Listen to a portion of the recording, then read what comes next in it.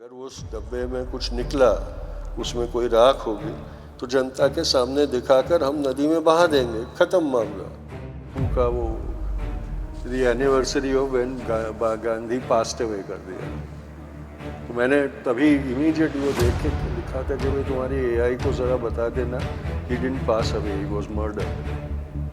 अगर एनिवर्सरी है तो उनके मर्डर की एनिवर्सरी है, डेथ की नहीं। Hello and a very warm welcome to all of you in another episode of Emotionally Yours with प्रतीक। आज हमारे साथ हैं गांधी जी के प्रपौत्र, एक सामाजिक कार्यकर्ता और एक सामाजिक नेता Tushar ji Gandhi. Very warm welcome to you sir. बहुत बहुत शुक्रिया प्रतीक, और आपके सारे दर्शकों को भी मेरा नमस्कार। नमस्कार सर। सर, जब मैं आपके बारे में सब कुछ पढ़ रहा था, अभी हम लोग बात कर रहे थे काफ़ी चीज़ें, एक दो चीज़ें बड़े प्रखर रूप पर से मेरे सामने आई। एक, आपने बताया आपका जन्म जोशी गांव में और ट्रेन में हुआ था, और आपके जन्म प्रमाण पत्र पे अकोला लिखा हुआ है, जो मेरे पैतृक गांव हिंगोली से काफ़ी करीब है। सो एक अपनापन सा लगता है जब मैं ये सुनता हूँ, ये बात करता हूँ। और आपको अकोला में गजानन महाराज के नाम से सभी लोग बुलाया करते थे। कई लोग मुझे बचपन में गजानन महाराज कहते थे, क्योंकि मैं शेगांव में पैदा हूँ। जी। और उसके बाद आपने गुजराती माध्यम से पूरी शिक्षा ली, और बाद में आपने प्रिंटिंग में अपने महारत हासिल की। उसके बाद आपका जीवन का सफ़र अभी तक कैसा रहा है, थोड़ा सा आप बताएं। और इस जीवन के सफ़र में हम और बापू की इतनी बड़ी धरोहर लेकर चल रहे हैं। सो इस धरोहर को आपने बचपन से समझा है, जिया है। सो ये सारा एक भावनात्मक अनुभव रहा होगा। सो मैं चाहूँगा कि हमारे सारे दर्शकों को आप अपना ये भावनात्मक अनुभव साझा करें। प्रतीक, कोई खास ऐसा स्पेशल ऐसा कोई मेरे अपकीप या मेरा बचपन या मेरी बड़े होने की प्रक्रिया में कुछ ऐसा नहीं था। मुझे हमेशा ये समझाया गया था कि मैं सामान्य व्यक्ति हूँ, असामान्य पूर्वज का वंशज हूँ, पर उससे कोई फर्क नहीं पड़ता। तो मैंने कभी वो समझा ही नहीं कोई कि भाई मैं कोई अलग था लोगों से या यूनिक था लोगों से, ऐसा मुझे कभी एहसास नहीं हुआ। तो बहुत ही साधारण और सामान्य मेरी परवरिश भी हुई, और मैं बड़ा भी वैसे ही हुआ। हाँ, जन्म के साथ एक असामान्य चीज़ ये हुई कि ट्रेन में मेरी पैदाइश हुई, और उसके कारण एक लोगों में वो था कि भाई ट्रेन का बच्चा है। मैं थोड़ा डार्क था बचपन में। अच्छा। और क्योंकि जनवरी में पैदा हुआ था तो विदर्भ में बहुत ठंडी होती है, और उस वक्त कोल्ड वेव थी विदर्भ में। तो एक्सपोजर के कारण मैं काफ़ी ब्लू हो गया था। ओके। तो जब अकोला में लोग देखने आते थे कि भाई, एक तो मेरे पिताजी का ननिहाल काफ़ी प्रतिष्ठित था, उससे स्वतंत्रता सेनानी थे, सारे मशरू आलाज करके। तो लोग जानते थे, पहचानते थे। फिर ट्रेन में पैदा हुआ बच्चा, तो देखने लोग आया करते थे मुझे। तो जब मुझे देखते थे तो बोलते हैं सारा कोयला इसकी चमड़ी में घुस गया। उस टाइम स्टीम इंजन हुआ करते थे जिसमें से कोयले का धुआं निकलता था। तो बोले इसीलिए काला पड़ गया है कि सारा कोयला उसके बदन में चिटक गया है। तो ऐसी सारी चीज़ें हुई, पर उससे ज़्यादा कोई कारण या ऐसा वो नहीं था कि जो मुझे असाधारण बनाए। तो एक सामान्य मिडिल क्लास स्कूल में पढ़ा। जब सारे कॉन्वेंट में बच्चे जाते थे तो मैं गुजराती मीडियम स्कूल में जाता था, और पढ़ाई में भी कोई खास शोहरत हासिल नहीं की थी, जैसे वैसे ही पढ़ाई पूरी की। तो एक सामान्य इंसान, सामान्य विद्यार्थी के रूप में ही मैं बड़ा हुआ।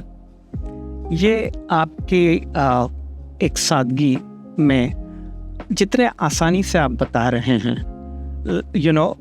वो सब सुनते हुए ऐसा महसूस होता है कि जो उनके गांधी विचारों की जो सादगी ये गांधी विचारों का मूल गाभा जिसको हम कहेंगे कि मूल उसका सबका मूल है। सो लगभग वही चीज़ें आप अपने आप में, अपने परवरिश में ये सारे ढालते आए हैं। ये मुझे बिल्कुल सही तरीके से महसूस हो रहा है जब आप बता रहे हैं।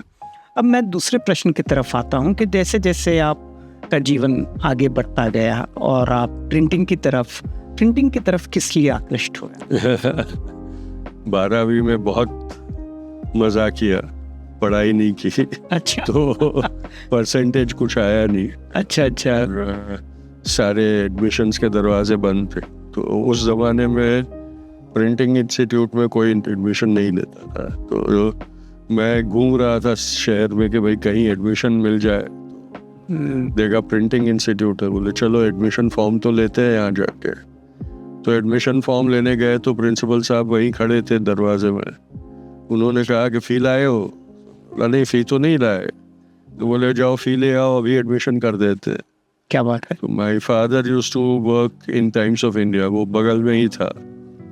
तो मैं उनके पास गया, मैंने कहा पिताजी फ़ी भरनी है। तो उनको भी रिलीफ हुई कि नालायक बेटे को कहीं एडमिशन मिल गया। तो बोले कितना देना है? तो कुछ 250-300 रुपया था फीस। बोले ले जा और भर दे। और बोले रिसीट ला के दिखा ना, क्योंकि तब भी उनको ऐसे लग रहा था कि मैं शैतानी करके पैसे ले जाके मूवी देख लूँगा। तो बोले फ़ी भरेगा तो रिसीट ला के दिखा देना मुझे। जाके एडमिशन किया, रिसीट बताई पिताजी को और दूसरे दिन से प्रिंटिंग इंस्टीट्यूट में ज्वाइन हो गया। तो कोई चॉइस से नहीं हुआ, मजबूरी से हुआ था। लेकिन आज ये मजबूरी जब आप देखते हो, उसके बाद आपने जो कार्य किया है, ये लगभग मैं कहूँगा कि एक साधारण सा कार्य है जिसके अंदर आप गांधी फाउंडेशन के अंदर काफ़ी कार्यरत हैं। आप उसको नेतृत्व कर रहे हैं। आपने हाल ही में एक किताब प्रकाशित की है कि डायरी ऑफ कस्तूर माय बा, जिसके अंदर अभी हम जब बात कर रहे थे, आप अपना अनुभव बता रहे थे कि कैसे अचानक से कोई एक छोटी सी डायरी मिली, उस पर से आपने संदर्भ स्थापित किया और समझ में आया कि ये धरोहर है और इस धरोहर को लोगों के सामने लेकर जाना बहुत ज़रूरी है। और ठीक इसी तरीके से आप, मेरे ख्याल से बाकी की भी जो किताबें आपने लिखी है उनका भी सफ़र रहा है। बिल्कुल बिल्कुल, एक पैशन था, एक इमोशन भी था उसमें। सारी किताबों में एक अभी तक की मेरी लिखी हुई, उसमें एक पैशन और इमोशन दोनों मेरे साथ जो मुझे प्रोत्साहित कर रहे थे। They were my reasons for writing. तो वो उसी के कारण मैंने दोनों किताबें लिखी। कस्तूरबा की डायरी में एक बहुत मज़ेदार इंसिडेंट ये हुआ था कि बा ने जो डायरी लिखी है, क्योंकि वो ट्रेंड राइटर नहीं थी, उनको वो लिखते थे जो जैसे बोलते थे वैसे लिखते थे। अच्छा। तो कलोक्वियल काठियावाड़ी भाषा बोलते थे जी, तो वैसे ही लिखते थे। और क्योंकि वो ट्रेन नहीं थे तो ग्रामर वगैरह का कोई एहसास नहीं था। एक ही सेंटेंस अगर 4 दफ़ा कहीं लिखा है तो चारों दफ़ा अलग अलग शब्द रचना से उन्होंने लिखा है, जैसे दिमाग में आया वैसे लिख दिया। तो मैंने जब उसको ट्रांसक्राइब किया तो फिर कोई सवाल नहीं आता था कि उसको करेक्ट करूं। फिर जब ट्रांसलेशन करने बैठा तो फिर तुषार गांधी उस पर हावी हो गया। अच्छा। और मैं अपनी भाषा में उसका ट्रांसलेशन करने लगा। फिर जब आधा किया उसके बाद जब मैं देख रहा था, पढ़ रहा था, तो मैंने कहा कि इसमें जो मुझे बाकी डायरी ओरिजिनली पढ़ने में जो मज़ा आ रहा था और ऐसा एहसास हो रहा था कि बा मुझसे बोल रही है, वैसा एहसास मेरे अंग्रेज़ी वाचकों को नहीं मिलेगा, क्योंकि बा क्या बोल रही है वो मैं लिख रहा हूँ और मैं अपनी भाषा में, ज़ुबान में लिख रहा हूँ। तो मैंने पूरा स्क्रैप कर दिया और फिर मैंने वैसी ही टूटी फूटी भाषा में अंग्रेज़ी में लिखना शुरू किया। ग्रामर गलत, स्पेलिंग्स गलत, सब, क्योंकि मुझे वो फील देना था।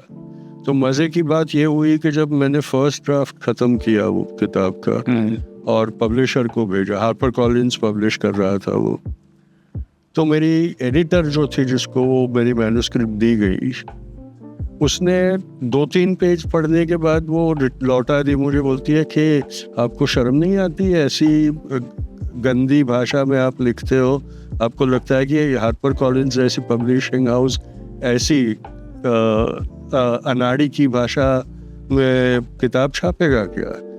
It took me 6 months.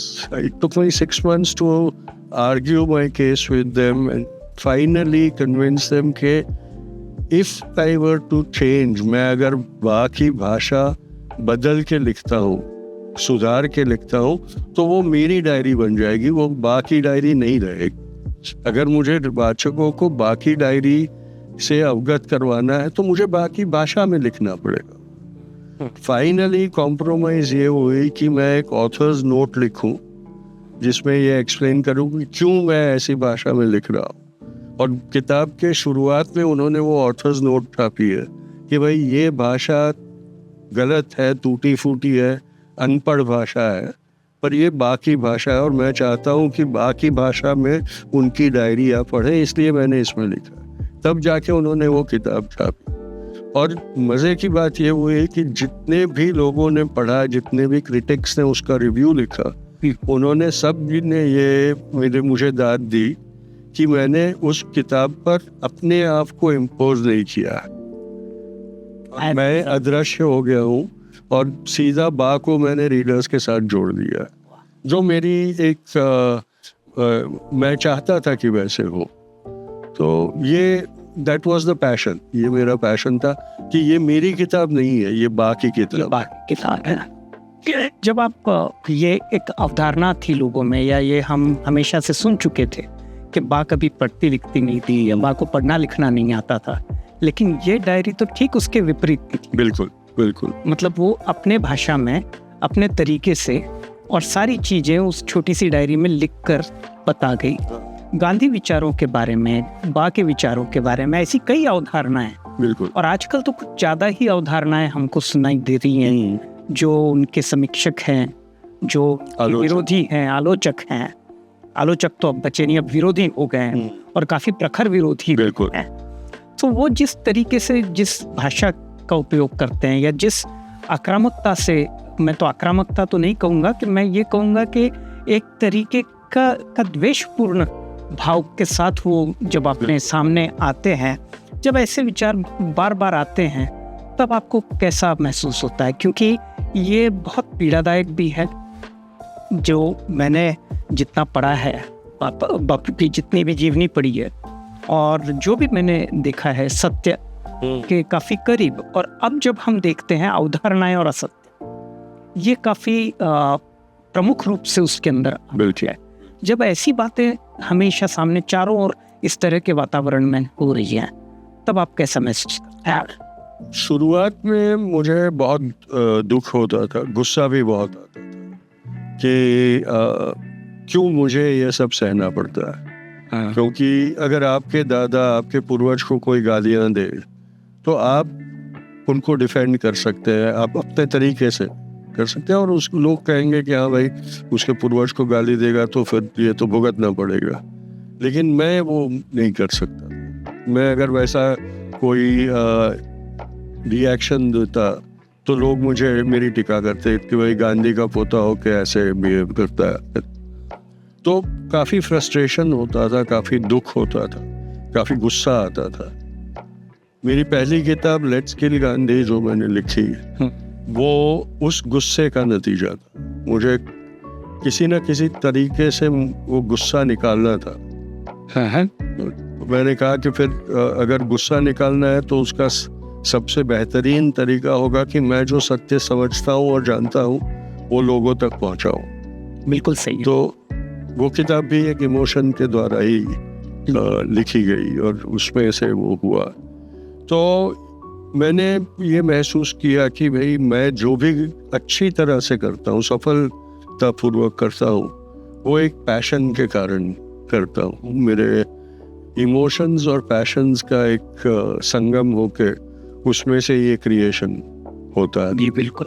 तो मैंने मेरे गुस्से को इस तरह से यूटिलाइज किया कि मैं काउंटर करूं, लेकिन उनके तरीके ना इख्तियार, मेरे तरीके से काउंटर उनको, क्योंकि अगर मैं उनकी तरह से अनाप शनाप बकना, गालियां देना, डिफेमेशन करना, हिंसा पे उतर आना, ये सब करने लगा तो मैं वैसा हो जाऊंगा, फिर मुझ में उनमें कोई फर्क नहीं रहेगा।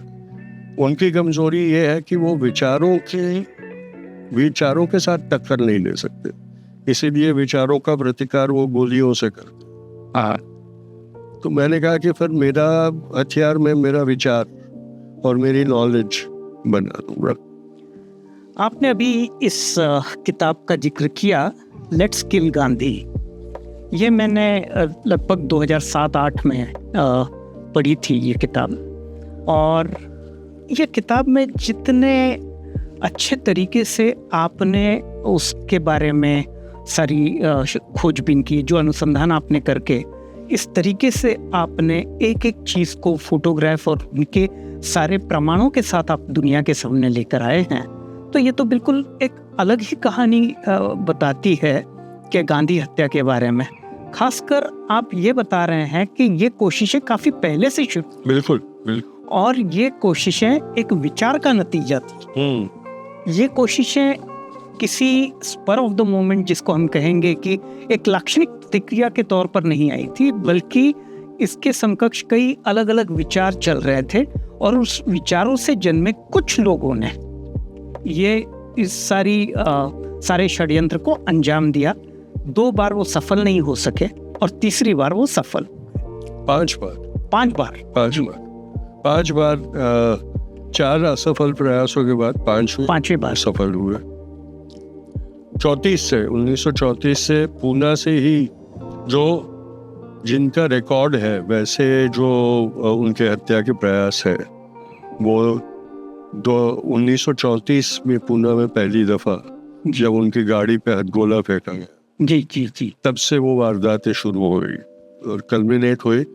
तो जो हत्यारा था वो भी पूना से ही गया, पूना का ही एक नागरिक था।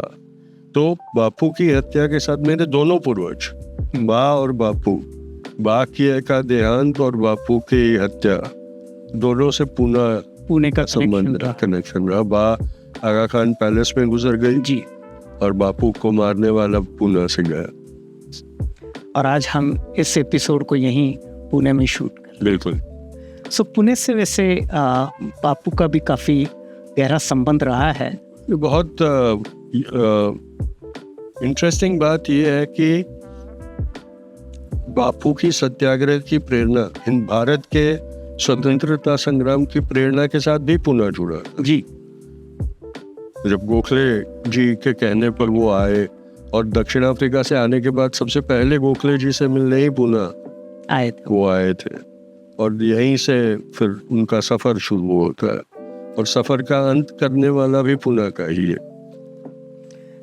बापू ने काफ़ी हद तक ये हिंसा को, उन्होंने अहिंसा से जवाब देने की कोशिश की, लेकिन जैसे ही वो मतलब उनका देहांत हुआ, अचानक से हम देखते हैं कि दबी हुई हिंसा समाज की ये खुलकर बाहर आ गई, और आज तक वो दबी हुई हिंसा किसी न किसी स्वरूप में बाहर आती है, चाहे वो मॉब लिंचिंग, चाहे वो वैचारिक हिंसा। बिल्कुल। जैसे कोई कहता है, कोई कुछ आड़ी टेढ़ी बातें करता है कि एक गुरुजी जिनको कहते हैं महाराष्ट्र में, वो बड़े अजीब अजीब तरीके से बातें करके लोगों को भड़काने की कोशिश करते हैं। जब ऐसे सारे माहौल में आप आते हैं, आप आजू बाजू देखते हैं, क्योंकि पिछले कुछ 10-12 सालों में ये माहौल कुछ ज़्यादा बढ़ता हुआ दिखाई देता है। समाज में दबी हुई हिंसा जब इस तरीके से बाहर प्रकट होती है, तब ये पीड़ादायक है, लेकिन साथ ही साथ बड़ा ही निराशाजनक है। ऐसे समय आप अपनी प्रेरणा कहाँ पाते हैं? मेरी प्रेरणा, मुझे मेरी जो बिलीफ, मेरी जिन आइडियल्स को मैं अहमियत देता हूँ मेरी जिंदगी में, उनसे प्रेरणा प्राप्त करता हूँ। मेरे पूर्वजों से प्रेरणा प्राप्त करता हूँ कि हालात कितने भी विपरीत क्यों ना, अगर तुम सच्चे दिल से अपने लक्ष्य को चाहते हो तो उसके लिए काम करते रहो, और सबसे बड़ी प्रेरणा मिलती है कि भाई तुम परिणाम की आशा मत रखो, काम करते रहो, कभी ना कभी कहीं ना कहीं पर उसका फल मिलेगा। बट फल मिलने की आशा से काम करोगे तो निराश होगे। इसलिए मैं निराश नहीं होता, क्योंकि मैं जानता हूँ कि आज जो समाज में हिंसा और द्वेष का जहर जिस हद तक फैल चुका है, शायद मेरी जिंदगी कम पड़े उसको हराने में या समाज में से उस विष को बाहर निकाल फेंकने में। लेकिन जब तक जिंदगी है तब तक अगर मैं प्रामाणिक तरीके से वो काम करता रहा तो शायद मेरे बच्चों के जीवन काल में उस विष का असर कम होगा। और अगर वो कम हुआ तो भी वो एक जीत ही हो, क्योंकि अगर कम हुआ तो फिर खत्म होने का भी आसार दिखेंगे। मुझे एक चीज़ समझ में आई सारी बातों में कि गांधी विचार का अगर आप उसके साथ या उसके खिलाफ आपको अगर कुछ लिखना है, कुछ पढ़ना है, तब भी गांधी ही सहारा बनते हैं। बिल्कुल। और इस समय भी अगर पूरे विश्व में हमारी पहचान है तो वो गांधी के कारण है। ओके, फिर वो चाहे स्वच्छ भारत हो, हम हमेशा गांधी जी का उदाहरण देते हैं। मेरी जो पुस्तक है कि गांधी द इटर्नल मैनेजमेंट गुरु, जब मैं ये देखता हूँ कि आजकल के सीईओज, एचआर मैनेजर, बड़ी बड़ी कंपनी में काम करने वाले आज जब फाइनेंशियल प्रूडेंस की बात करते हैं या जब ट्रस्टीशिप या गवर्नेंस, कॉर्पोरेट गवर्नेंस की बात करते हैं, तो वो लगभग उन्हीं मूल्यों के करीब है जो बापू पहले ही बताए। आजकल ट्रांसपेरेंसी एक बहुत बड़ा कैच फ्रेज हो गया है, तो जी, अगर हम उसे दूसरी शब्दों में बोले तो वो सत्य है। सत्य के से चलना, सत्य से बिहेव करना, सत्य को सर्वोपरि समझना, वो ट्रांसपेरेंसी का वही मतलब होता है ना। क्योंकि आप झूठे काम करोगे तो ट्रांसपेरेंसी नहीं रख सकते। तो टर्मिनोलॉजी बदलती है लेकिन सिद्धांत तो वो ही रहे। सिद्धांत तो मूल रूप से वही रहे। और बापू ने भी वही कहा था कि भाई ये जो सारे मूल्य है वो मेरे आविष्कार नहीं है, इसके ऊपर तो सभ्यता की शुरुआत इन्हीं मूल्यों के कारण हुई है। मैंने तो सिर्फ उनका उपयोग अपने जीवन में, निजी और सार्वजनिक जीवन में उसका उपयोग कैसे हो सकता है वो दिखाया। तो बापू की आइडियोलॉजी कोई आविष्कार नहीं था, उसका सिर्फ एडॉप्शन था। जो वहाँ ऑलरेडी थे समाज में वो थे ही, उनकी अहमियत समाज जानता था। बापू ने उसको सिर्फ अपनाया और लोगों को कहा कि भाई इन मूल्यों के आधार पर, पहले क्या था, बापू के पहले ये सोच थी कि मूल्य बहुत अच्छे हैं लेकिन उसके उस रास्ते पर तो संत ही चल सकते हैं। बापू ने कहा नहीं, संत होना जरूरी नहीं है, सामान्य, मेरे जैसा सामान्य इंसान भी चलता है उसी रास्ते पर, हम सब चल सकते हैं उस रास्ते। भले संत जिस मंजिल तक पहुंच सके उस मंजिल तक हम ना पहुंच पाए, लेकिन उस मंजिल के करीब पहुंचेंगे तो बेहतर तो होगा ही, कुछ ना कुछ तो बेहतर होगा। और इसीलिए वो लोगों को भी ये भरोसा दिला सके कि नहीं, हम भी उस रास्ते पे थोड़े 10 कदम तो चल ही सकेंगे। जी, जब मैं ये 2008 या 9 की बात होगी, मैं ट्राफलगर स्क्वायर से लंदन में ब्रिटिश पार्लियामेंट की तरफ चल रहा था। ठीक ब्रिटिश पार्लियामेंट के सामने बापू का एक पुतला मैंने वहाँ पर देखा और उसी विंस्टन चर्चिल के बाजू में खड़ा किया गया था, उसी के समक्ष खड़ा किया गया था, जिस व्यक्ति ने बापू के बारे में काफ़ी अनाप शनाप, बिल्कुल बिल्कुल, और जिस साम्राज्य के खिलाफ बापू ने जीवन पर संघर्ष किया, चाहे वो साउथ अफ्रीका में हो, चाहे वो भारत में हो, आज उसी साम्राज्य ने उनका पुतला वहाँ पर लगाया। ये उनके विचारों की जीत है। बिल्कुल बिल्कुल ये है, और ये एक्नॉलेजमेंट है कि भाई भले इस आदमी ने हमारा जीना मुश्किल कर दिया पर वो हमारा दुश्मन नहीं था, वो हमें भी सच्चे रास्ते पे ले आया, कुछ न कुछ सिखा कर गए, कुछ न कुछ सिखा कर गया। आपने वो पुतलों की बात की, तो जब मैं वहाँ गया था तो मुझे बहुत हंसी आई थी कि जो प्लेसमेंट है पुतलों की, तो विंस्टन चर्चिल का पुतला अपनी पीठ के हुए खड़ा है।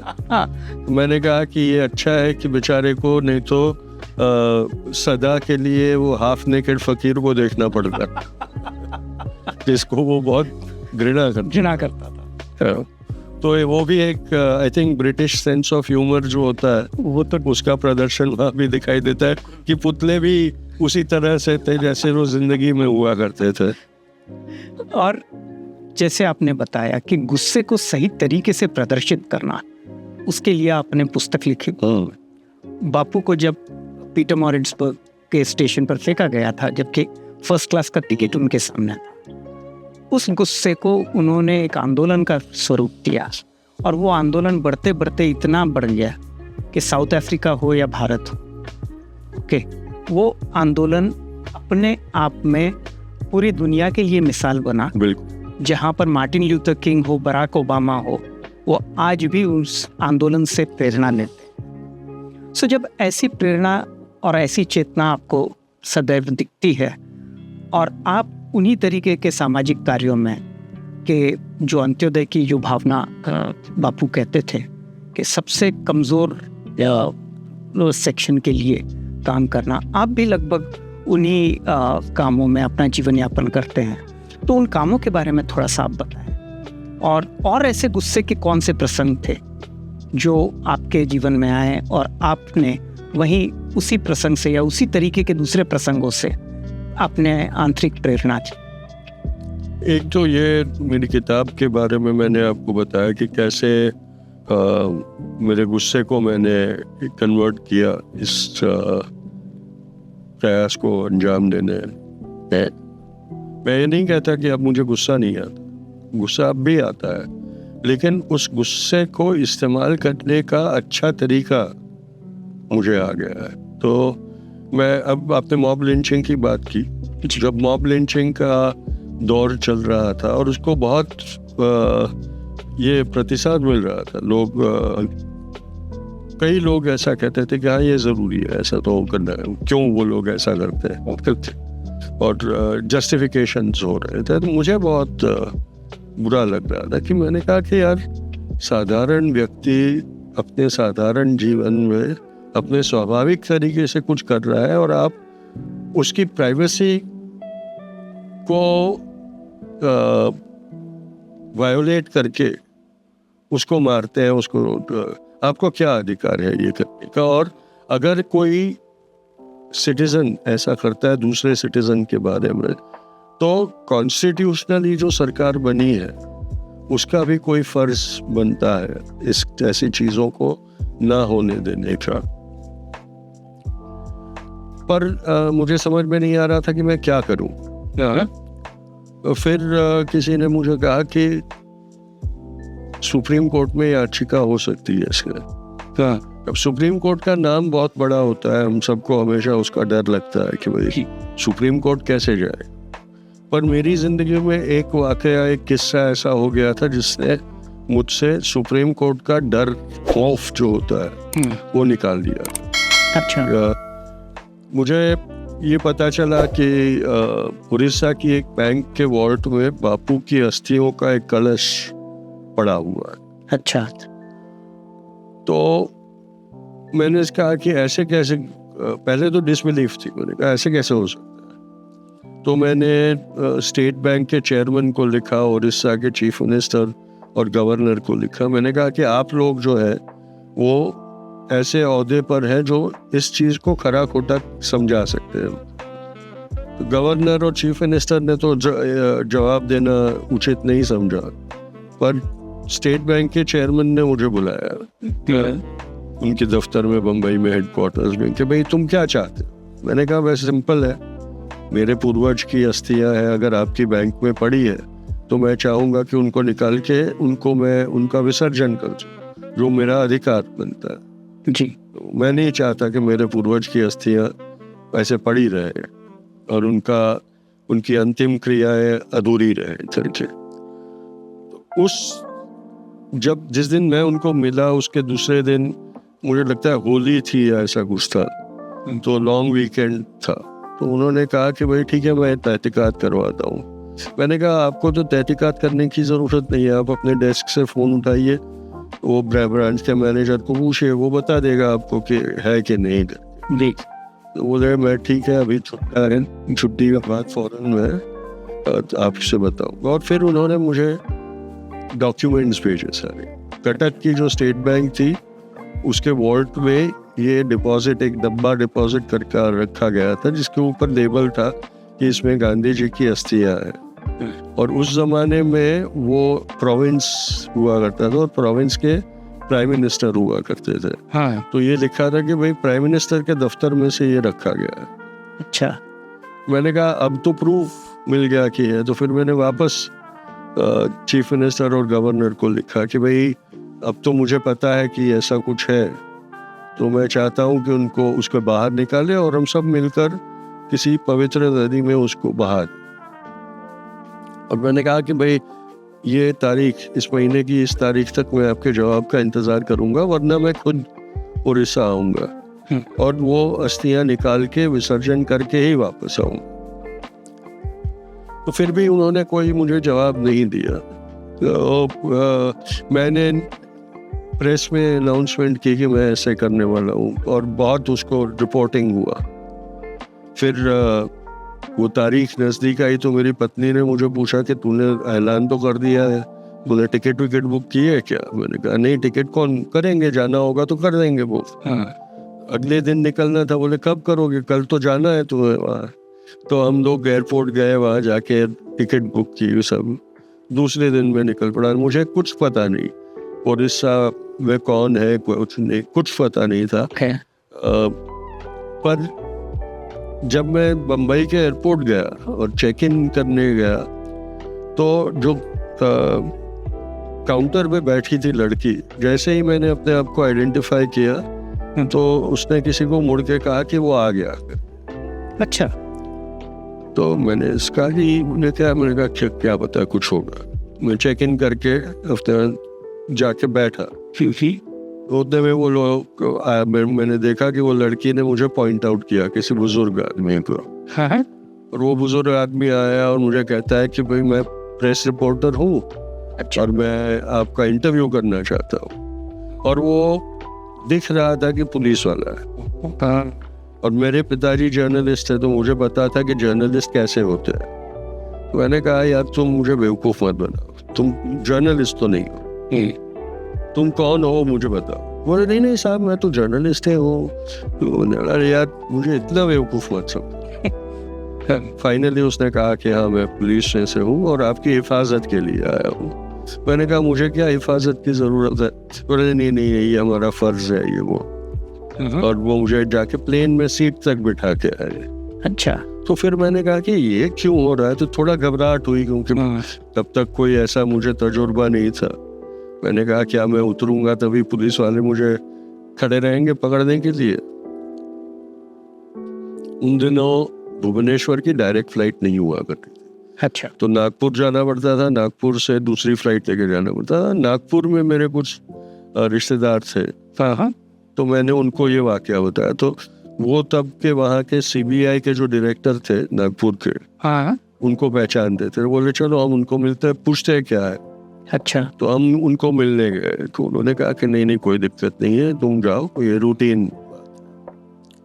और जब भुवनेश्वर में हमारा प्लेन लैंड हुआ तो मैंने देखा कि टारमैक पे 10-15 पुलिस वाले खड़े थे और उन्होंने वो सीढ़ियों के आसपास घेरा डाल दिया पूरा।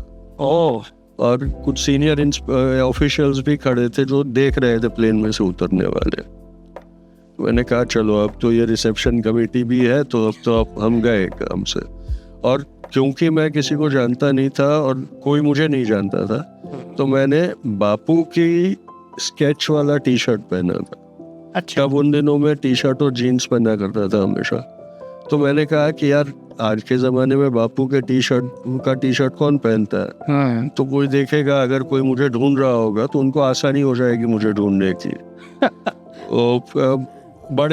बड़ा स्केच था बापू का मेरे टी शर्ट पे। अच्छा। और मैं आखिरी था प्लेन में से उतरने वाला। तो मैंने देखा कि वो जो पुलिस के सीनियर पुलिस ऑफिशियल्स खड़े थे वो काफ़ी निराश दिख रहे थे, क्योंकि उन्होंने एक्सपेक्ट किया था कि कोई गांधीयन जैसा बूढ़ा खादीदारी होगा, और सब निकल गए और मैं बड़ा मोटा टी शर्ट और जीन्स पहना हुआ लंबे बालों वाला, उन्होंने ऐसे सर हिलाया और मैं निकल गया वहाँ से। निकल के गया तो टर्मिनल में पहुंचा, मैंने देखा टर्मिनल में भी कुछ पुलिस वाले खड़े थे। मैंने बैगेज क्लेम किया, अब मुझे पता नहीं कहाँ जाना है क्या करना है। पहुंच गया था उस शहर में, तो एयरपोर्ट पे जनरली होटल्स के बोर्ड्स होते हैं ना जी। तो मैं वो सब देख रहा था। फिर मुझे दिखाई दिया कि कोई एक होटल की 2-3 इश्तेहार वहाँ लगे थे। मैंने कहा ये कोई प्रचलित होटल लगते हैं, चलो जाके वहाँ रहते हैं, फिर देखेंगे क्या सकते हैं। तो मैं वो सामान लेकर दरवाजे की ओर जा रहा था, तो मैंने देखा कि एक लड़का मेरे नाम का बोर्ड लेके खड़ा था वहाँ। तो मैंने कहा कि चलो कोई तो भी है यहाँ पर जो मुझे ढूंढ रहा है। तो मैंने जाके उसको कहा कि भाई मैं तुषार गांधी हूँ, बताओ क्यों खड़े हो। तो उसने मुड़ के किसी को सिग्नल दिया। अच्छा। और आजू बाजू खड़ी गाड़ियों में से 15-20 लोग कैमराज वाले सारे कूद कर आए और मुझे घेर लिया उन्होंने, और बोले अभी के अभी प्रेस कॉन्फ्रेंस करनी है। बोले, मैंने कहा मैं कहाँ प्रेस कॉन्फ्रेंस कर सकता हूँ। हाँ। बोले नहीं, अभी VIP रूम हमने खुलवाया, उधर बैठ के हम प्रेस कॉन्फ्रेंस करेंगे। मैंने कहा देखो एक शर्त पे प्रेस कॉन्फ्रेंस हो सकती है कि फिर तुमने मुझे जाकर किसी होटल में ठहराना, मुझे कुछ मालूम नहीं है। तो बोले ठीक है, अब आप हमारे साथ चलना, हम ले जाए। अब वो तमाशा देख के सारे पुलिस वाले आ गए। बोले क्या हो रहा है, क्या हो रहा है। बोले तुषार गांधी। बोले नहीं हमारे साथ चलेंगे। तो प्रेस वालों ने कहा कि नहीं नहीं अब तो हमारे साथ है। तो उन्होंने कैमराज ऑन कर दिए। तो फिर मैं चीफ मिनिस्टर को मिला। चीफ मिनिस्टर ने कहा कि नहीं नहीं ऐसा कुछ नहीं है, मैं CBI इंक्वायरी करवाऊंगा, ये करवाऊंगा वो। मैंने कहा क्या CBI इंक्वायरी की ज़रूरत है, हम लोग कल बैंक में जाते हैं, अगर उस डब्बे में कुछ निकला, उसमें कोई राख होगी तो जनता के सामने दिखाकर हम नदी में बहा देंगे, खत्म मामला। सही है। जब तक वो रहेगा तो लोगों के बारे में उसमें जहन में ये चलता रहेगा कि बापू की हस्ती है, एक बार बहा दो तो मामला खत्म हो जाए। बोले नहीं नहीं ऐसा नहीं हो सकता। तो फिर मैंने कहा कि नहीं, अब गांधी का तरीका इख्तियार करना पड़ेगा। तो मैं अच्छा। उसी दिन शाम को भुवनेश्वर में उपवास पे बैठ गया। हाँ। अब मैंने ऐलान कर दिया कि मैं उपवास पे बैठूंगा, तो सब जगह खबर छप गई। तो जिस होटल में मैं रह रहा था वहाँ एक पुलिस इंस्पेक्टर आ गया। अच्छा। बोले सर आप उपवास करेंगे। तो मैंने कहा हाँ। धरना देंगे। मैंने हाँ धरना दूंगा। तो बोले आपको मालूम है परमिशन है आपके पास। मैंने कहा परमिशन की क्या जरूरत है। हाँ। नहीं, बोले परमिशन तो चाहिए, उसके बगैर नहीं कर सकते आप। तो मैंने कहा फिर तो आप दे दो मेरे को परमिशन। अब उसके अफसर ने उसको भेजा था वो परमिशन फॉर्म के साथ, बोले उसकी दस्तखत करवा लेना और दे देना उसको। तो मैंने कहा ठीक है, तो दस्तखत की। फिर मुझे उसने पूछा, मुझे कहा कि भाई तुमको मालूम है कहाँ करना है ये पढ़ना, कहाँ देना है। मैंने बोला मुझे क्या मालूम, मैं तो रास्ते चीफ मिनिस्टर के घर के सामने जाके बैठ जाऊंगा। बोले नहीं नहीं ऐसे नहीं हो सकता। तो मैंने कहा ऐसे नहीं हो सकता तो फिर मुझे कहाँ बैठना है वो तुम दिखाओ मुझे। तो बोले नहीं नहीं ऐसे कैसे। मैंने कहा नहीं, मैं तो तुम मोटरसाइकिल पे आए हो, मैं तुम्हारी मोटरसाइकिल पे बैठता हूँ, मुझे ले जाओ तुम धरना देने की जगह पे, मैं बैठ जाऊंगा। तो जब मैं वहाँ पहुँचा और वहाँ उतरा तो वहाँ ऑलरेडी कुछ 10-15 बेचारे बैठे हुए थे, लोग धरना दे रहे थे कई दिनों से। तो वो उनको ताज्जुब हुआ कि यार पुलिस वाला किसी को धरना देने के लिए ला रहा है इधर, ये क्या बात है। ये शायद पुलिस वाले के साथ भी पहली बार हुआ होगा। और वो पुलिस वाले ने आके मुझे बोला कि आओ इधर आप बैठिए करके सब। तो जैसे वो पुलिस वाला गया तो वह बाकी सारे आए, मुझे पूछने लगे कि क्या हो रहा है। उतने में पूरी मीडिया आ गई। अच्छा। तो उनको पता चला कि गांधी का पोता बैठा है। तो वो लोग मुझे कहते हैं यार हम लोग 10-10, 15-15 दिन से यहाँ बैठे हैं अनशन पे, कोई हमारी तरफ आँख भी उठा के देखता नहीं है, तुम आए हो तो सारे कैमरा आ गए, सारे लोग आना शुरू हो गए। तो बोले हम भी तुम्हारे साथ ही बैठ जाते। So they got the voice. So they got the voice for it. Then because the news went out, within 2 hours करीबन 100-150 नागरिक वहाँ आके बैठ गए। And by the night I had about 500 people sitting with me. They were all chanting bhajans, Bapu's bhajans and all that. बोले तुम्हारा सत्याग्रह हमारा सत्याग्रह. क्या बात है, Then I realized कि मैं क्या कर रहा हूँ. ये सत्याग्रह की या ये ताकत थी. और फिर चीफ मिनिस्टर ने एमिसरी भेजा. बोले हमको कोई दिक्कत नहीं है, आप बैंक में जाओ, बैंक वाला आपको दे देगा अस्थि, तो आप लेके चले जाओ, आपको जो करना है करो, हमको एतराज़ नहीं. मैं तो खुश हो गया. मैंने कहा चलो दूसरे दिन बैंक में जाते हैं. दूसरे दिन बैंक पहुंच गया तो बोलता है मुझे कोई दिक्कत नहीं है, पर प्रोसीजर के अनुसार आपको कोर्ट ऑर्डर लाना पड़ेगा. अच्छा, तो बोले ये चौराहा है, उसके सामने की ओर उड़ीसा हाई कोर्ट है, आप वहाँ चले जाइए, कोर्ट ऑर्डर ले आइए और ले जाइए, मैं इधर इंतज़ार करता हूँ आपका. तब जाके मैंने कहा कि ये तो मुझे फंसाने वाली बात हो रही है, क्योंकि मैं बाकी सारे साधारण व्यक्तियों के मुताबिक मुझे भी कोर्टों का डर लगता था कि भाई एक बार कोर्ट में गए तो पूरी ज़िंदगी निकल जाती है उसमें, सालों निकल जाएंगे. तो फिर मैंने कहा अब क्या करें. पर उसी वक्त जस्टिस अहमदी जो चीफ जस्टिस थे हमारे, उन्होंने वो जुडिशियल एक्टिविज्म शुरू किया था, वो पब्लिक इंटरेस्ट लिटिगेशन वाला PILs और वो सब ले रहे थे.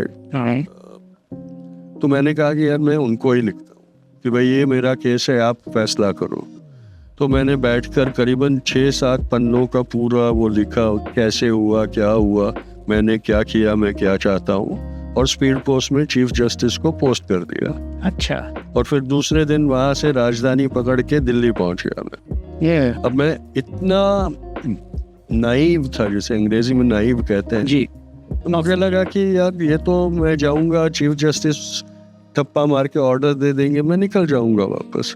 तो मैं सीधा रेलवे स्टेशन से सुप्रीम कोर्ट में जाके दमका. अच्छा, और फॉर्चुनेटली उसी दिन सुबह मेरा लेटर भी वहाँ पहुँचा था. हाँ, तो जैसे मैंने उनके सेक्रेटरी को बताया तो बोले आप तुषार गांधी हो. मैंने कहा हाँ मैं तुषार गांधी हूँ.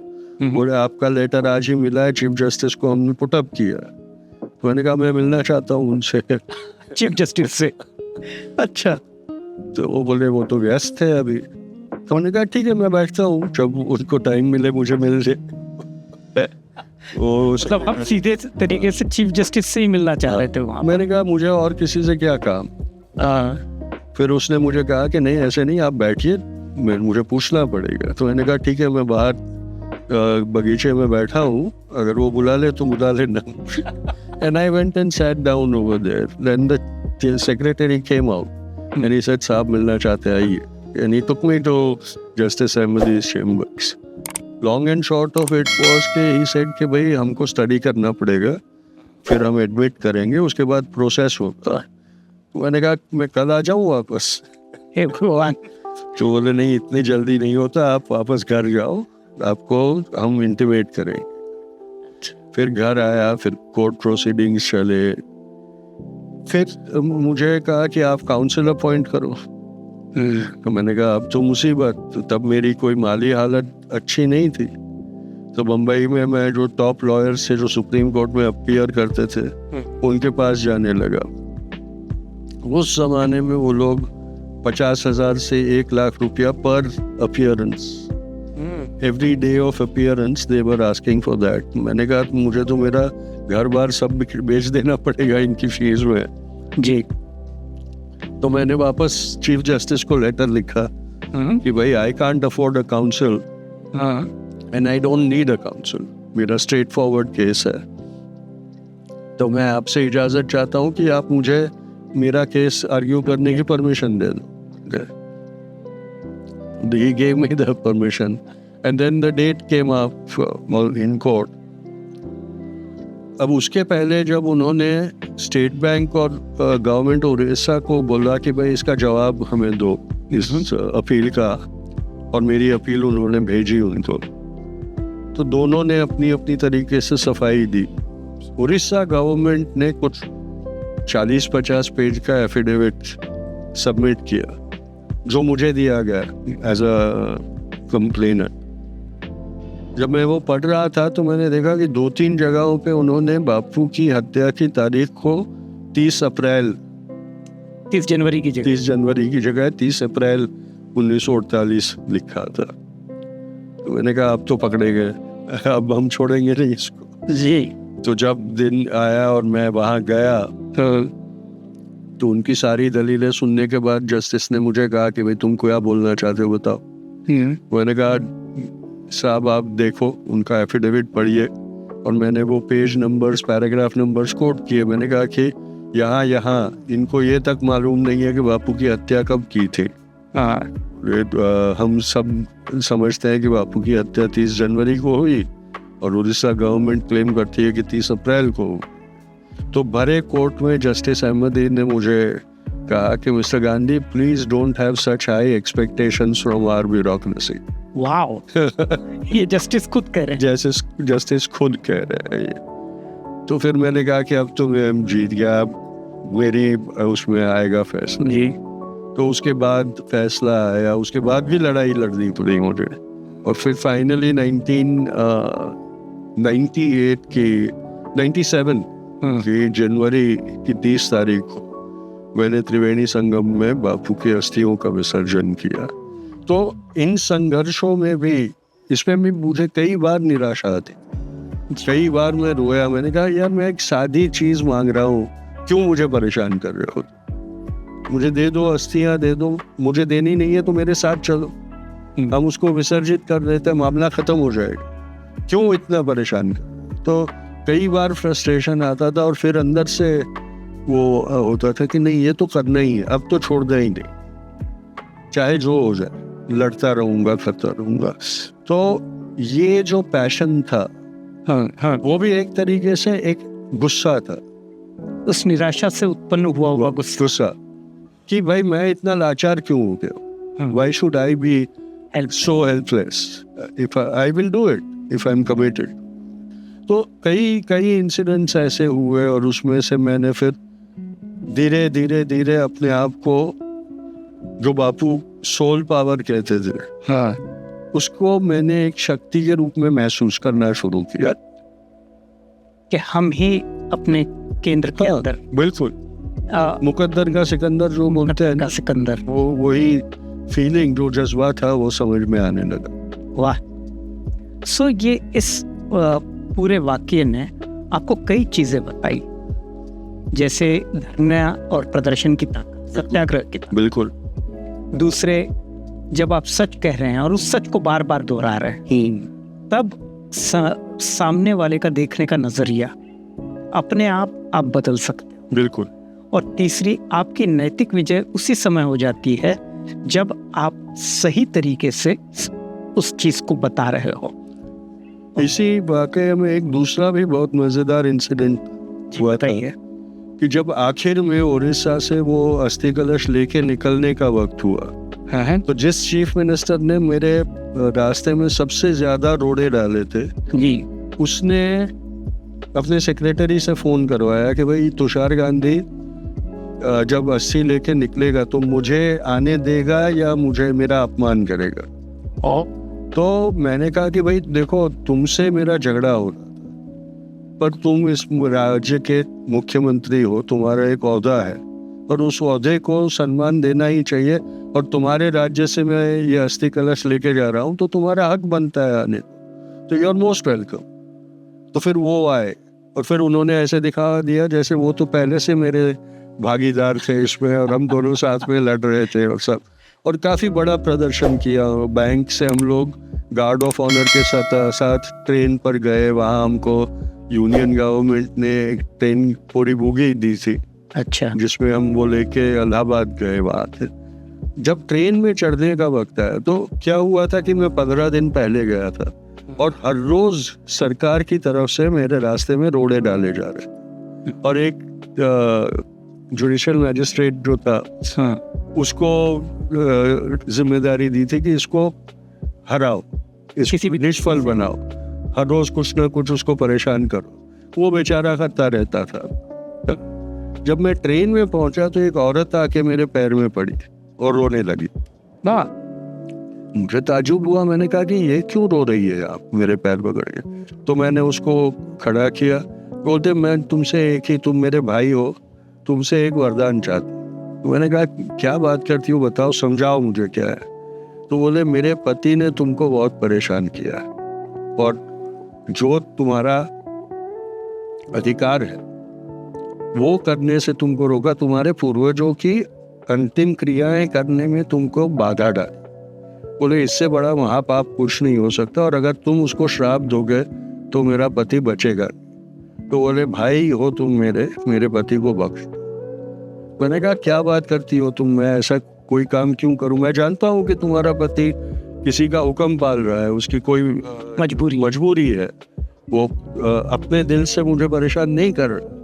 और मैंने कहा मैं उसको साथ ले जा रहा हूँ, इस राज्य के प्रतिनिधि के रूप में वो मेरे साथ रहेगा और विसर्जन के दरमियान भी रहेगा। मैंने बोला मेरे दिल में उसके लिए कोई नहीं। बोले तुम मुझे वचन दो। वो इतनी डरी हुई थी, उसको लग रहा था कि अगर मेरे मुंह से कोई बददुआ निकल गई उसके पति के बारे में तो वो उसके पति को अभिशाप लग जाएगा। तो मैंने कहा कि कितने इमोशनल वो है सबके, एक सामान्य चीज के साथ कितने सारे इमोशंस जुड़ जाते हैं।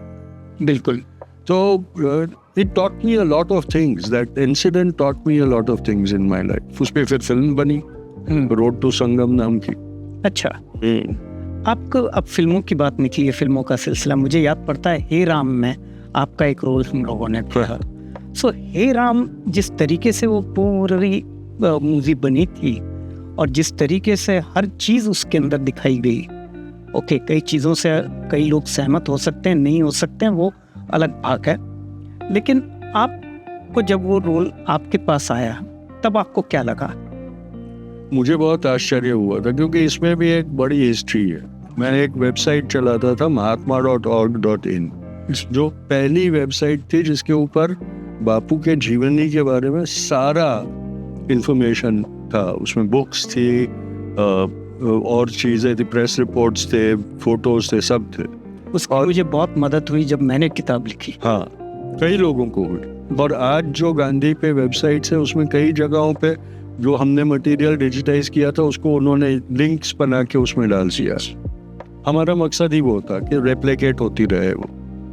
तो राजकमल स्टूडियोज जो कमल हासन जी का स्टूडियो था उसमें से मुझे क्वेरीज आने लगी कि भाई, और सारी क्वेरीज बापू की हत्या के साथ जुड़ी हुई थी। तो वही जमाना था जब मी नथुराम गोडसे बोलते हैं ड्रामा जी काफी चर्चित हुआ था।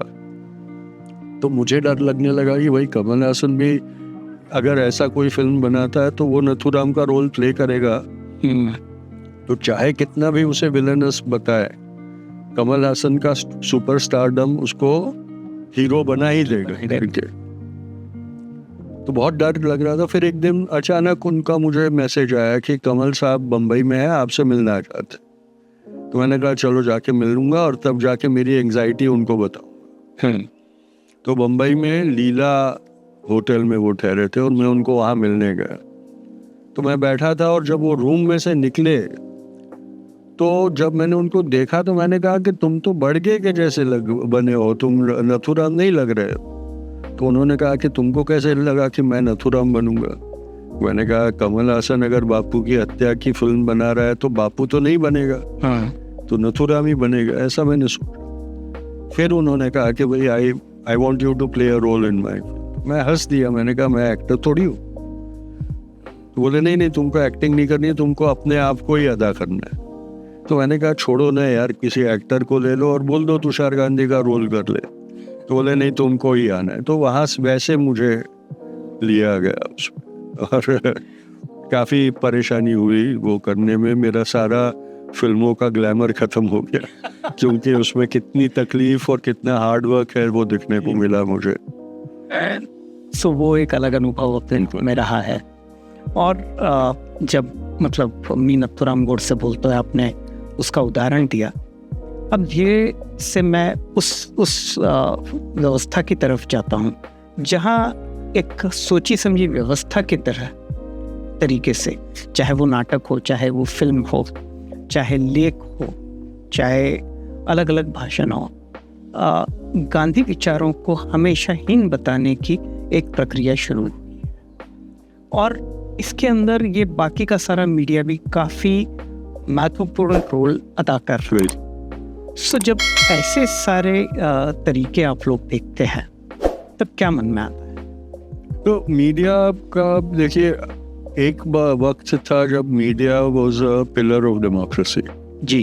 अब media has become a business, और बिजनेस के सब तौर तरीके के तजा वो चलता है। और हम देखेंगे तो आज जिसको मेन स्ट्रीम मीडिया कहा जाता है, वो पूरा जो बिजनेस और इंडस्ट्रियल टाइकून्स है, उनकी ओनरशिप में है। तो मेरी मीडिया का इस्तेमाल अपने मेन लाइन बिजनेसेस के वेलफेयर के लिए करते हैं। और कितना भी लिबरल हो जाए, पर हमारा जो बिजनेस है, जो कॉरपोरेट सेक्टर है, वो गवर्नमेंट का मोहताज हमेशा रहता है। तो गवर्नमेंट को ज़्यादा तो वो नहीं छेड़ेगा। जी। तो वही चीज़ हुई है जब अब गोडसे के वंशजों की सरकार इस राष्ट्र में है। तो गांधी को हल्का दिखाना, गांधी को के खिलाफ की जो बातें हैं उनको प्रेसिडेंस देना, ये सब होना बहुत स्वाभाविक है। अभी आपको एक उदाहरण दूं, टाइम्स ऑफ इंडिया ने एक AI फीचर शुरू किया है कि जिसमें वो लोग एक कॉलम देते हैं और एक हिस्ट्री के किसी वाक्य को उस दिन के AI से उसका चित्र बना के दिखाते हैं। जी। जी। तो 30 जनवरी के करीब उन्होंने बापू का वो the anniversary of when Gandhi passed away कर दी। मैंने तभी इमीडिएटली वो देख के लिखा था कि भाई तुम्हारी AI को जरा बता देना, he didn't pass away, he was murdered। Correct. अगर एनिवर्सरी है तो उनके मर्डर की एनिवर्सरी है, डेथ की नहीं है करके। तो ये जो सटल वो आ गया है कि इतिहास में एक कंफ्यूजन पैदा कर दो। गुजरात में एक स्कूल की एग्जाम में ये पूछा गया कि भाई गांधी ने सुसाइड क्यों किया, ये लिखो, उसके बारे में लिखो। अब वो उन विद्यार्थियों को तो कैसे समझाएं हम जी कि भाई ये गलत प्रश्न ही गलत है, बेबुनियाद है। कहीं ना कहीं किसी न किसी विद्यार्थी के दिमाग में वो प्रस्तावित हो जाएगा कि नहीं उसने तो सुसाइड किया। तो ये हमको लगता है कि ये छिटपुट इंसिडेंट है, लेकिन ये एक श्रृंखला है। एक तरीके से उसके खिलाफ एक दुष्प्रचार करना, दूसरी तरफ से उसकी सच्चाई को कंफ्यूज कर देना। तो ये फितरतें चलती रहती है और उसमें मीडिया की पार्टनरशिप भी होती है। तो मैं उसमें भी पहले मुझे बहुत गुस्सा आता था कि क्या ये जानकर कि वो झूठ का प्रचार कर रहे हैं और उसमें साथ दे रहे हैं, फिर भी कर रहे हैं। फिर मैंने कहा कि उनको झूठा साबित करने में मैं मेरा एनर्जी वेस्ट करूँ, उससे अच्छा है मैं मेरी क्षमता अनुसार जो सत्य है वो लोगों को बताता रहूँ, और फिर लोग चाहे वो जिसे चूज करें। अगर उनको झूठ ही पसंद है तो झूठ को सिलेक्ट करें, अगर सच्चाई जानना चाहते हैं तो मैं सच्चाई बताने को तैयार। तो मैं तब से वही काम कर रहा हूँ। मैं मेरी लिखाई से, मेरी बोलने में, मैं जहाँ लेक्चर्स देता हूँ वहाँ सब जगह पे जो इतिहास का सत्य है वो बताता हूँ। और मैं हमेशा लोगों को कहता हूँ कि भाई गांधी का पोता कह रहा है या परपोता कह रहा है इसलिए मत मानिए, उसके प्रमाण है, आप जाके खुद पढ़िए, फिर खुद अपना उस नतीजे पे आइए कि आपको क्या बिलीव करना। मैं देख रहा था आपके किताब में भी आपने सारे कुछ प्रमाणों के सहित बिल्कुल और बिल्कुल मतलब ये समझ में आता है कि इसमें आपने काफ़ी वक्त अनुसंधान में लगाया, उतना ही आपने उन तथ्यों को ढूंढने में लगाया, और उस प्रमाण को जब वो ठीक तरीके से स्थापित हो गए उसके बाद आपने उसको अपनी किताब में जगह दी। बिल्कुल, क्योंकि मैं जानता था कि जब मैं किताब लिखूंगा तो वो औरों की किताबों से ज़्यादा उसके ऊपर इन्वेस्टिगेशन होगा, लोग उसको झुठलाने की कोशिश करेंगे जी। और इसलिए मैंने जब भी कोई भी एक चीज़ लिखी तो उसका आधार मैंने स्पष्ट तरीके से लिखा कि भाई ये मैं नहीं कह रहा हूँ, ये इधर है इसका आधार, आप चाहें तो इसको उधर से पढ़ लीजिएगा।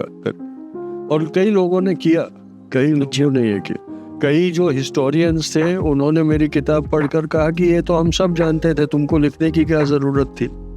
पर जो सामान्य व्यक्ति थे जिन्होंने मेरी किताब पढ़ी, उनका हर एक का यूनैनिमस रिएक्शन ये था कि ये सब हमको क्यों नहीं बताया गया।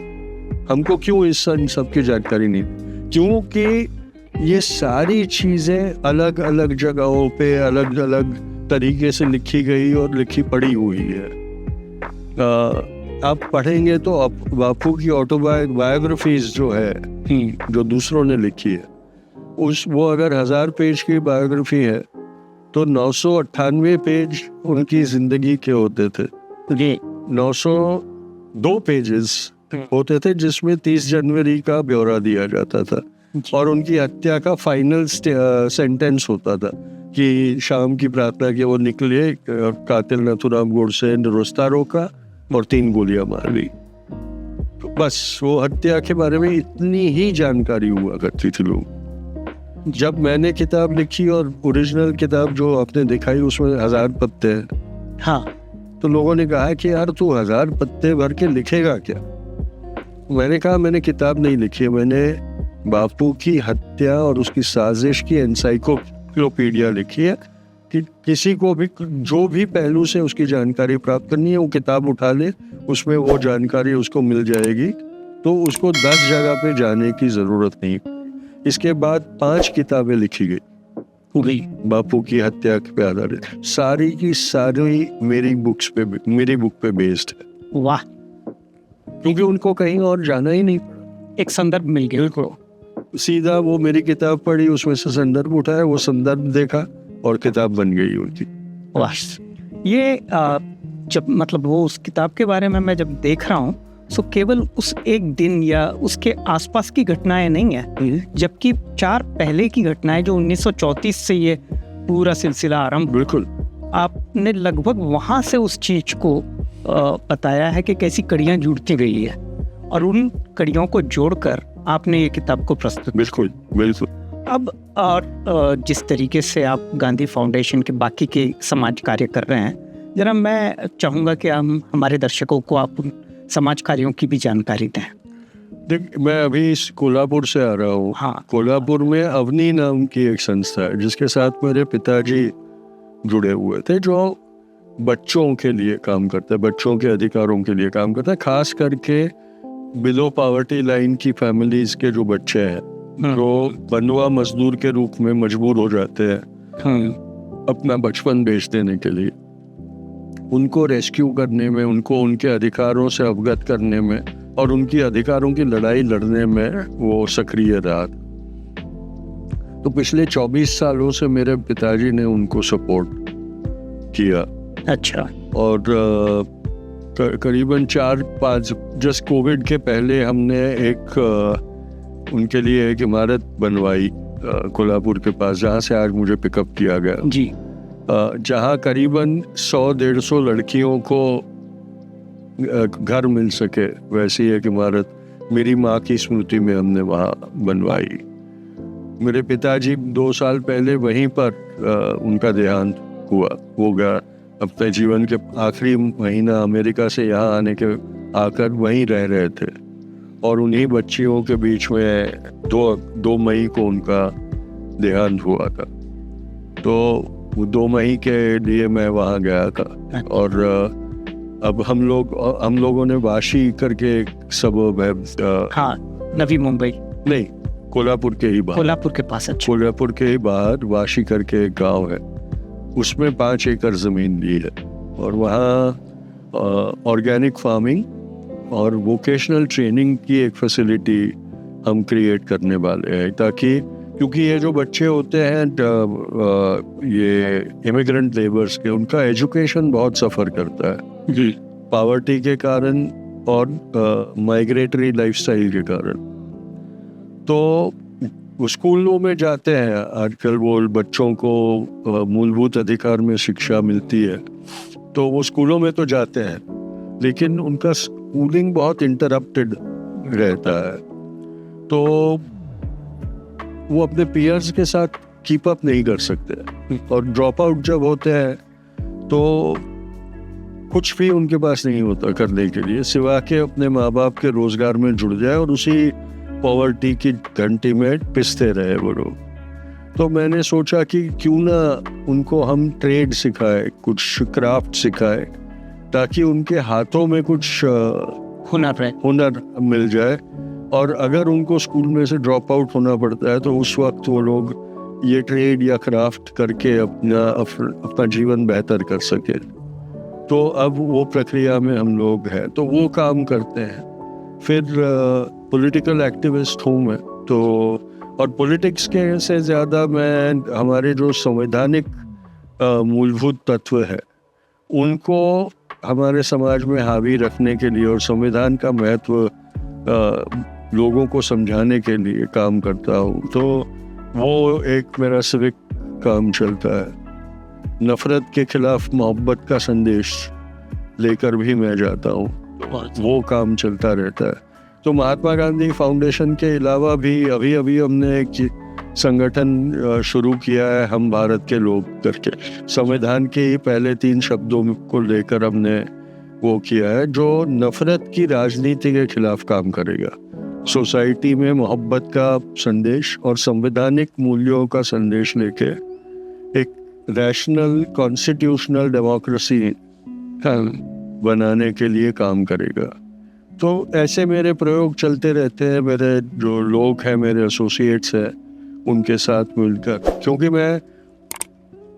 मुझे ये पता चल गया है कि भारत की डेमोक्रेसी को सबसे बड़ा अगर कोई अभिशाप है तो पर्सनैलिटी ड्रिवन लीडरशिप का है जी।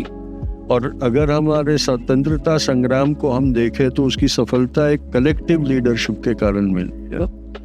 कांग्रेस भी देखे तो एक कलेक्टिव लीडरशिप साथ आई। भले बापू उसके सरगना माने गए, लेकिन लीडरशिप कलेक्टिव थी जी। और मुझे लगता है आज भी अगर हमें हमारे मुल्क को उस रास्ते पर वापस ले जाना है जिसकी कल्पना हमारे फाउंडर्स ने की थी जी, तो एक कलेक्टिव लीडरशिप करना बहुत ज़रूरी होगा।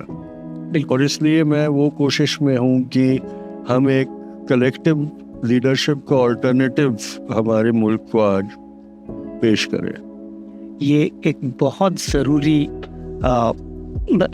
आप ज़रूरी काम आप ये इस तरीके से कर रहे हैं कि संवैधानिक मूल्यों की रक्षा, हाँ, और संविधान पर सब कुछ बना हुआ एक समाज, एक देश, उन मूल्यों पर आधारित राजनीति पर जाए, ना कि मतलब इलेक्टोरल पॉलिटिक्स जिसे हम कहते हैं, केवल उसी को ध्यान में रखकर करना। बिल्कुल ये इस तरीके से।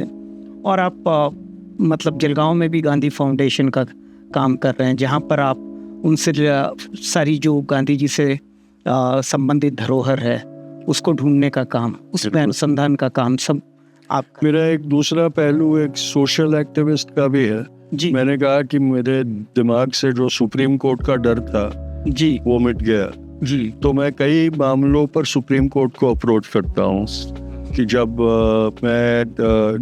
ये काऊ विजिलेंटे मॉब्स का मॉब लिंचिंग का सिलसिला शुरू हुआ तो मैंने 2019 में सुप्रीम कोर्ट में एक याचिका दाखिल की। गिल्टी को सजा करने की याचिका मैंने नहीं दाखिल की थी, लेकिन मैंने सुप्रीम कोर्ट से ये प्रार्थना की कि आप, क्योंकि हमारी सरकारें ये मैकेनिज्म नहीं कर रही है, आप ऐसी कोई मैकेनिज्म के क्रिएशन का ऑर्डर दीजिए जिससे हम ये जो मॉब लिंचिंग का सिलसिला है उसे ख़त्म कर सके। और मेरे सारे जो मैंने रिकमेंडेशंस किए थे उसको सुप्रीम कोर्ट ने अपने ऑर्डर में अडॉप्ट करके वो इश्यू किए। उसके बाद 2 साल पहले मुजफ्फरनगर में एक वाक़या हुआ था जी, जहाँ एक टीचर ने अपने ही क्लास के एक बच्चे को उसी क्लास के बच्चों से पिटवाया था और उसका वीडियो निकलवाया था। वो बच्चा मुसलमान था और उसको गालियाँ देता हुआ, उसको टोकता हुआ, और जो बच्चे उस बच्चे को थप्पड़ जोर से नहीं मारते थे उनको कोस कर कहना कि उसको जोरों से थप्पड़ मारो। उसका वीडियो बहुत वायरल हुआ और मैंने देखा और मुझे ये लगा कि इसमें दोनों तरफ बच्चों को विक्टिमाइज किया गया। एक बच्चे को जिसको मारा गया वो ट्रॉमेटाइज हुआ, पर जिन बच्चों को मजबूर किया गया उसको मारने वो भी ट्रॉमेटाइज हुए थे। तो मैंने सुप्रीम कोर्ट में याचिका दाखिल की कि आप टीचर को सजा करना चाहे ना चाहे उससे मुझे कोई लेना देना नहीं, वो आप अपना काम कीजिए, लेकिन इन बच्चों के लिए आप ऑर्डर्स करिए कि उनकी देखभाल हो अच्छी तरह से, उनको काउंसलिंग मिले, उनको ये समझाया जाए कि ये एक गलती थी, ये अच्छाई नहीं थी करके।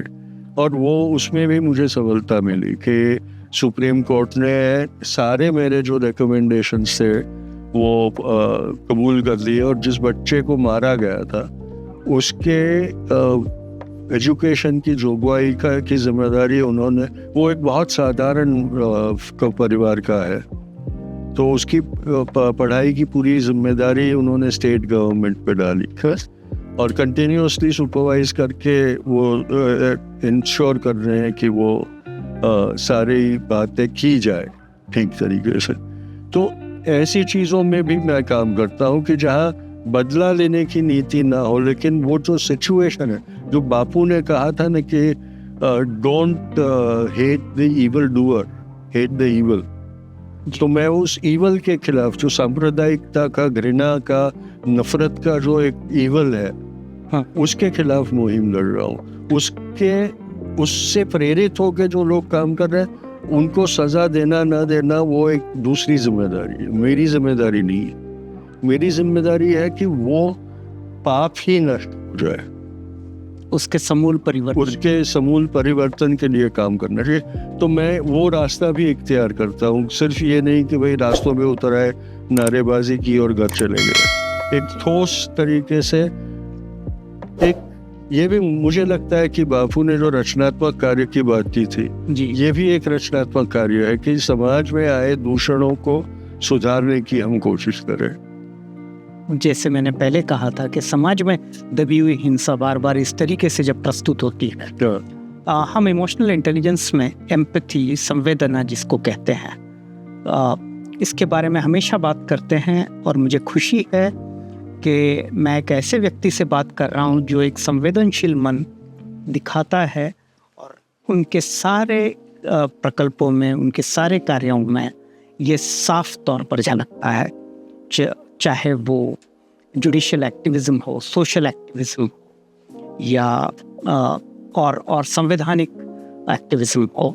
इन सारी चीज़ों को लेकर आप इसी तरह मार्गक्रमण करते रहें, लोगों को मार्गदर्शन करते रहें। इस शुभेच्छा के साथ मैं यहाँ पर इस एपिसोड की समाप्ति की ओर बढ़ते हुए आपको अनेक अनेक धन्यवाद देता हूँ कि आपने अपने अमूल्य समय में से थोड़ा समय हमारे दर्शकों के लिए निकाला, और इमोशनली योर्स विद प्रतीक के इस एपिसोड में हमारे साथ आप रूबरू हुए। बहुत बहुत धन्यवाद सर। बहुत शुक्रिया प्रतीक, और मैं ये आशा रखता हूँ कि लोगों को भी अपने इमोशंस को दबाने के बजाय अपने इमोशंस का उपयोग करके कुछ पॉजिटिव करने के लिए मैंने प्रेरित किया हो। जी जरूर। हमारी एक छोटी सी प्रथा है, उस प्रथा के अनुसार हम 2 मग्स देंगे। एक मग पर हम चाहेंगे आप अपने दस्तखत करें और हमें दें, एक मग पर मैं अपने दस्तखत करके आपको दूंगा, ताकि सुबह जब हमारी कॉफ़ी की बात हो रही थी, तो जब कभी आप कॉफ़ी लें जरूर, तो आपको ये ज़रूर याद रहे। शुक्रिया, बहुत शुक्रिया।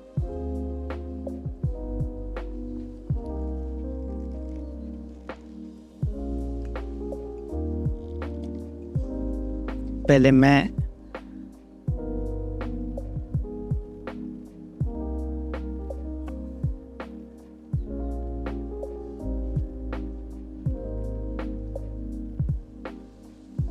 शुक्रिया प्रतीक।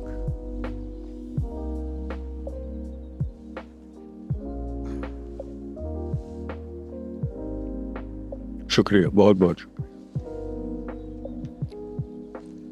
अब आपके हस्ताक्षर।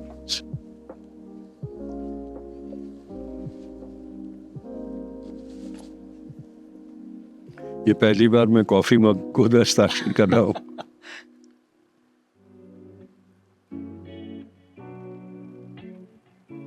ये प्रथा इसलिए हमने शुरू की कि सुबह सुबह अपनी कॉफ़ी या चाय के साथ लोग हमेशा इमोशंस को याद रखें। बिल्कुल।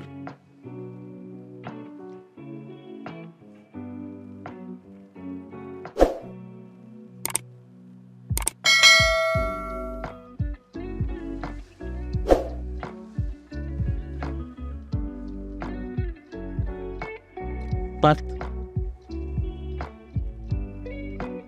Thank you. Thank you sir.